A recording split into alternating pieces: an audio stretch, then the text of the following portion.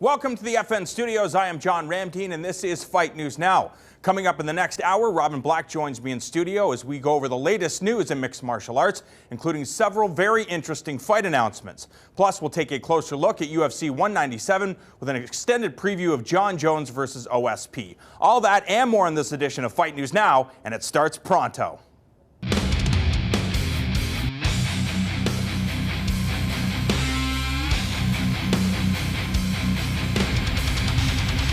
Hey everybody, John Ramteen with you alongside my pal Robin Black, and of course the big news that's going on right now, a tweet made by Conor McGregor. Is he going to retire? He says he wants to retire young. Thanks for all the cheese. I'm assuming in reference to all the money he has made. Is this just a tactic by the notorious one, considering that George St. Pierre says he's been in talks with the UFC? However, he does have an existing contract, but because of the Reebok deal, that wasn't in place when he was active. He goes back to the drawing board to make more money. If he comes back to the octagon, it's going to be for a lot of cheddar. Conor McGregor, does he not want a piece of that?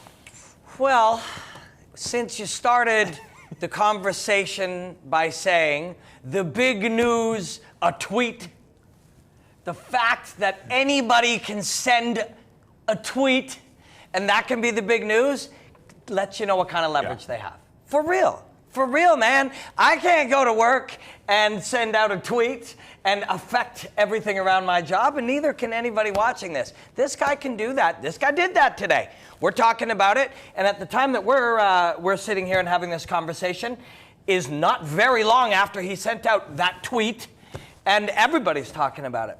So why is it, well, what are some of the possibilities? The most logical ones are somewhere in the realm of publicity and leverage. They're the most logical things. Or both. Or both. And someone who is like, look, I have the leverage. We've agreed to do 200 in principle, but I want more money or power or whatever people want.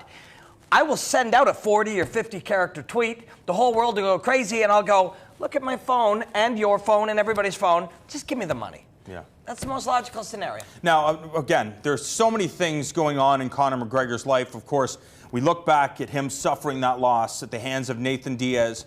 The rematch, a huge fight at UFC 200, so big, as a matter of fact, that it is the main event over the 145-pound interim title fight between Frankie Edgar and Jose Aldo. We all know, we all have a feeling it's going to be the undisputed championship down the road. But also the fact that Conor McGregor was cage side after one of the fighters died at Cage Warriors. Yeah. So he is definitely front and center. You put this tweet out and the world is going to be talking. Do you really anticipate it's just leverage? I mean, the UFC has already said he's got a lot of leverage because of the nature of Conor McGregor. Yeah, Friday they have a press conference on UFC 200 that a guy just sent out a tweet that may have thrown it all into jeopardy. One, it would be like, let's just give him the money that he wants. And two, it's like, actually, this has helped get people talking. These guys were going to talk about Bellator earlier. What were we going to talk? We were going to talk about Ben Henderson today. Yeah. And then this guy put a tweet out, and now we're talking about this. Good on you.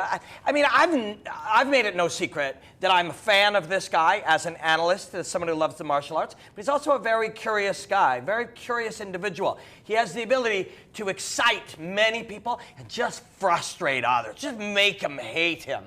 And that is a very powerful thing. It's a powerful thing, and it's a thing that provides with a lot of leverage. But when you can go out and write a bunch of characters and send it off into the world, and everybody goes crazy, when you go back to your boss or your manager goes, by the way, just give him a couple extra dollars. Look what he can do. When you look at what's going on in MMA right now, you brought up Ben Henderson, who's going to be fighting for the Bellator 170-pound championship against Andrei Koreshkov on Friday night. If he wins, Bellator champion, former WEC champion, former UFC lightweight champion, serious accolades. How many people can he affect with a tweet? Yeah, I don't think very many people, but how many people in the sport of mixed martial arts can affect the people? Maybe Ronda, obviously Conor, maybe George St. Pierre. I don't know, a guy like Michael Bisping. Does the world stop if Michael Bisping puts a tweet out saying that he's decided that his body has gone through too much? I'm going to focus on movies. I'm out of the sport of MMA. I don't know. And I think that is the whole point here. And hey, there could be something else. The guy might have just blown out his knee. Yeah. There could be anything. But the fact of the matter is you've listed a very short list of people that have stood out in their abilities. Now, on that list are Ronda, who's a brilliant fighter, was only ever beaten once. Conor, who in the UFC has only been beaten once, is a brilliant fighter. George St. Pierre in the UFC, he was beaten twice, beat those people. Avenged those losses. So when you can bring together that ability to capture people's imagination, and that includes the people who are like, this guy's overhyped, I told you Ronda was overhyped. That's capturing their imagination. Listen, if you're going on to YouTube and Twitter and Reddit and stuff, and you are writing many, many things about how someone sucks, you're buying into it too. You're buying into it too. This is a powerful thing. And it's a very interesting thing. Personally, I never used to care about that. I care about the fights in there. But it is impossible to ignore the impact of this kind of thing. And also, bear in mind, Conor McGregor, the fact that he is doing this right now shows you some inkling into his brilliance. That brilliance could be at play for any number of things. Oh, the walking around playing Muhammad Ali mind games failed against this guy. Maybe I'll try some new ones. Maybe I'll pretend I'm quitting. Maybe I'll play a different role. Who knows, man? But by the time Friday rolls around and that press conference for UFC 200 live right here on Fight Network at 5 p.m. Yeah, we're drawn into it now. By the time that thing rolls around, nobody's going to be talking about Ben Henderson. I can't believe we're almost talking about Ben Henderson. Yeah, what's the thing about it is, yes, we recognize there's a lot of big names in mixed martial arts. Conor and Ronda are two of the biggest. George St. Pierre, but there's others thrown into that mix. Nathan Diaz getting a lot of heat right now. Absolutely, because and rightly so. And Nick Diaz, his brother. There's a lot of fighters right now, but none that are on the level of Conor McGregor or Ronda Rousey. And the reason why I brought up Ben Henderson is because there seems to be a shift. We've been told that Bellator has made a great offer to Rory McDonald, so it comes down to contract negotiating.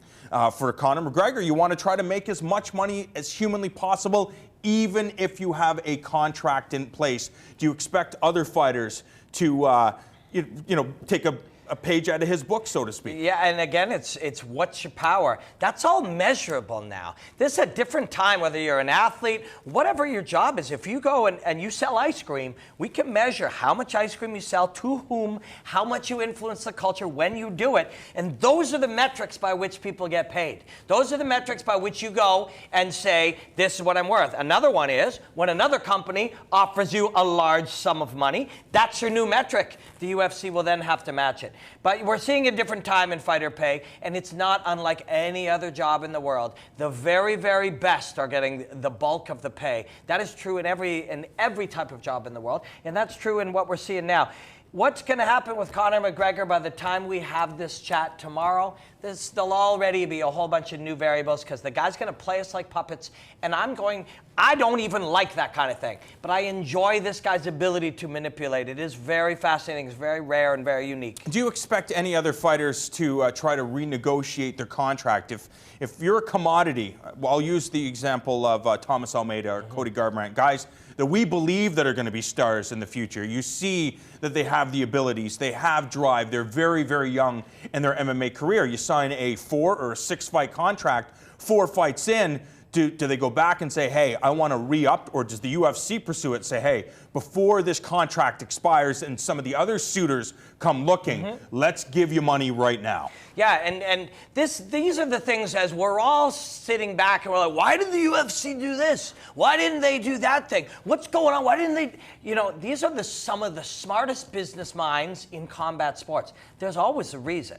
And what you just laid out is exactly the brilliant approach you would take if you see Garbrandt or Almeida, whether they're smashing everybody, whether they have a country behind them, or whether suddenly Paige Van Zandt, when it's time, she's 2 fights away, they're going to offer her a lot more money because all of a sudden you have all of this influence. Paige Van Zandt, Cody Garbrandt, I think they dated at one time, I'm not sure. He may just keep beating everybody, whereas she adds to her social media influence. That shouldn't affect your job. It shouldn't affect any of our jobs, but it does. And it is an aspect of it. But we're in a little different time. If you're interested in the business of it, and there are people at Forbes who write about how the business is going, it's very interesting because there is a shift in how this business is going. People will get paid more. Fighters and fans who've been asking for them to get paid more for a long time, you're probably probably going to see it over the next year or two. And there's a serious shift. All you have to do is look at Fight Pass, for example. You had Anderson Silva, Michael Bisping on that card, and now the UFC Lightweight Championship of the World, RDA, Eddie Alvarez. Do you believe this is a good move? Yeah, I mean, I'm on Fight Pass all the time, but not everybody is. So if you go and you put on some big star on there that gets to the regular population, they might not get it. But if you're a big fight fan, RDA and Eddie Alvarez is someone you want to see. Those are the fight fans that'll go, if you don't have Fight Pass, we're going to make you get it this time. It's smart.